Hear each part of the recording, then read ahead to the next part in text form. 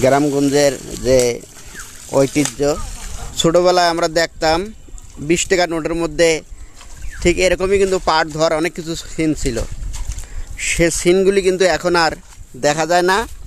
সময়ের কারণে, বিভিন্ন মানুষের প্রযুক্তির কারণে আসলে এই সিস্টেমগুলি কিন্তু এখন আস্তে আস্তে হারায়া যেতেছে। তো আজকে যেহেতু আমার চোখের সামনেও এত সুন্দর একটা জিনিস, এটা কিন্তু আপনাদের না দেখায় আর আমি মিস করতে চাই না। তো সেই কারণে আমরা যারা দেশ বিদেশে থাকি, আমাদের কিন্তু এই জিনিসগুলি খুবই ভালো লাগে। আমরা দেখতে চাই গ্রামের মানুষ কিভাবে কাজ করে, গ্রামের কি কি কাজ। অনেকে আছেন যে এই পাট কীভাবে প্রসেসিং করতে হয় এটাও অনেকে জানেন না। তো সেই কারণে আজকে আপনাদের পাট কিভাবে প্রসেসিং হয়, পাট কিভাবে সিন্টার থেকে ছাড়ানো হয়, সেই ভিডিওটাই